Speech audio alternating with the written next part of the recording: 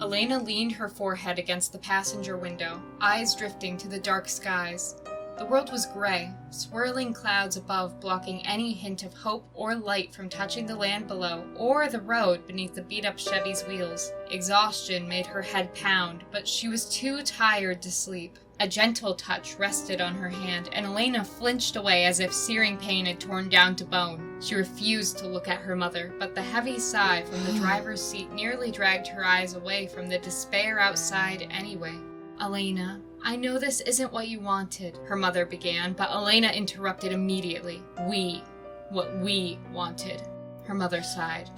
"I'm sorry. If I had it my way, Ash would be here too. But your father thought it would be best if we split custody. I'll have you part of the time and then we'll switch." Elena tuned out, letting her mother's voice fade like the background static of the radio. Her eyes drifted to the back seat where her twin would usually be. Instead, her eyes were assaulted by her own bags piled up one on top of each other, a box of books crumpling in on one corner under the weight.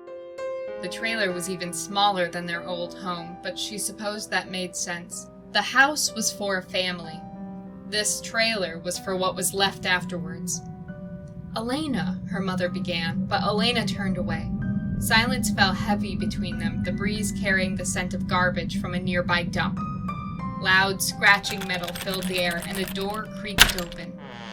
Elena didn't wait for her mother, just pushing past her. She found the first open room and walked in, slamming the door behind her. The entire space was barren. The only things in the entire room a stained mattress next to a window with broken blinds. There was a knock at the door. "Elena, honey, go away." Elena waited for a moment, listening for the sound of retreating footsteps. She didn't hear them. Not before her eyes grew heavy, and Elena woke up sharply. A dim street lamp flickered through the blinds of her window, and she uncomfortably shifted out of the curled-up ball in the mattress. She used the wall to drag herself up, stumbling on legs made of pins and needles. When she walked into the front room of the trailer, she found herself staring at stacks of boxes. There weren't many, just the boxes they'd been able to fit in the car while the rest waited for a moving truck. On a grubby couch, the only furniture in the entire room, was her mother. She was a tall and gaunt woman, the purple circles under her eyes telling a story that Elena had heard too much of whilst hiding under her bed. Her hair cushioned her head, just a few gray hairs catching the moonlight. She'd fallen asleep in her coat and shoes, not even a blanket to keep her warm. A pang went through Elena's chest, pity creeping up over the anger for just a moment. Elena remembered placing a plastic crown on her mother's head when she was little, declaring her queen mom. She remembered the faith she'd had in her mother, the trust, the laughter, the love. Her mother had been radiant then, well-rested and vibrant with laughter. Elena didn't know when the last time was that she'd seen her mother smile without a hint of heartbreak hiding behind her eyes. But then again, Elena didn't know when she'd even be able to look into her own sister's eyes again. For the first time ever, they'd be in different schools, different cities, different clubs, different homes. Elena stormed away, snatching the trailer key off a box and slumping into the cold night air. The trailer park was bigger than she expected, but that only made the whole place feel more claustrophobic. Elena kicked at used cigarette butts and broken glass, a few autumn leaves fluttering about her feet as she did. At the very front of the park was a bigger trailer, the biggest one Elena had seen.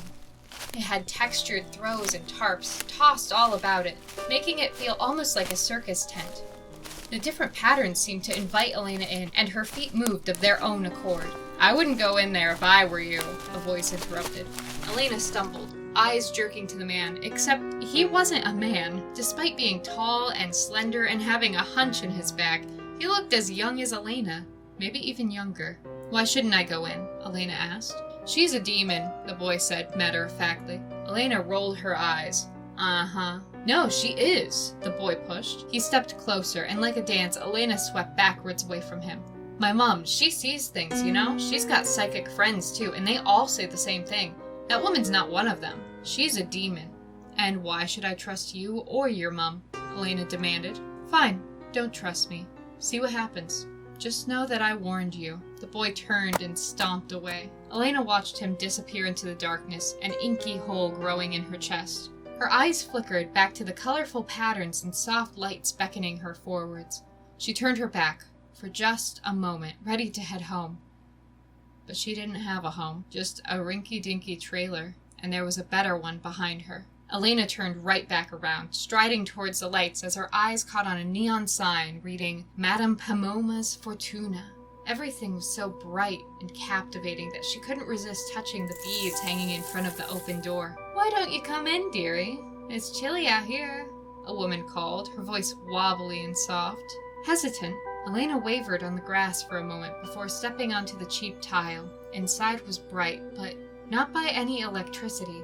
It was all candlelit, casting a warm, comforting glow about crystals and incense sticks and trinkets galore, as well as the oldest woman that Elena had ever set eyes on. Her wrinkles had wrinkles, her skin seemingly trying to slink off the bones.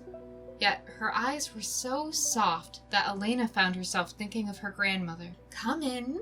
Tell Madame Pomoma your troubles," the old woman invited. Elena wavered at the door. "Isn't that what you're supposed to do? Tell me what I'm struggling with?" A sharp grin came onto her face. "You want me to tell you about the messy divorce of your parents?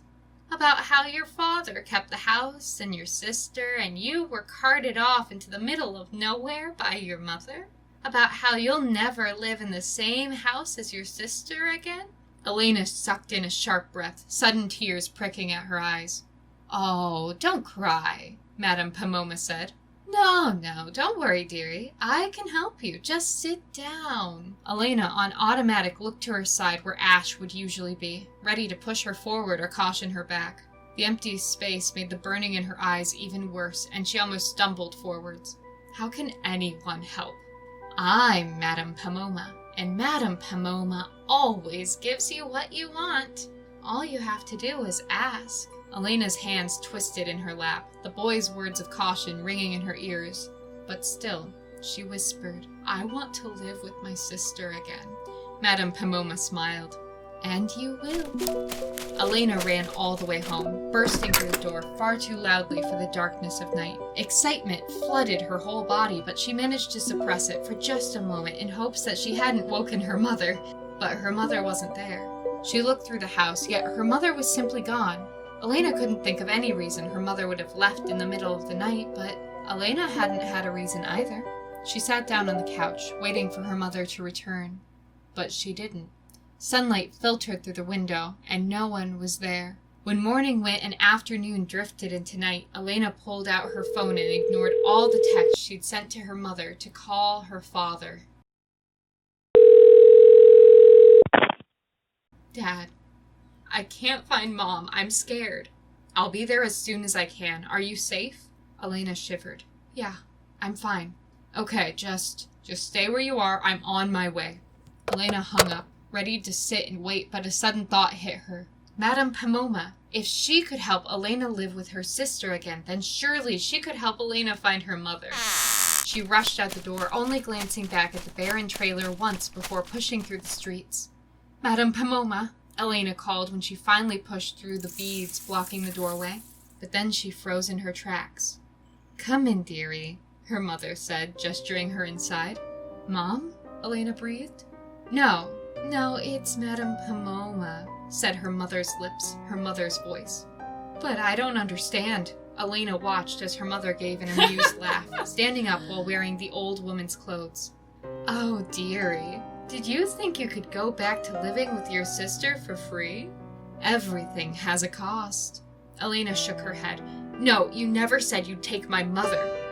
"You didn't ask," Madame Pomoma replied. With Elena's mother's hands, she smoothed Elena's hair down.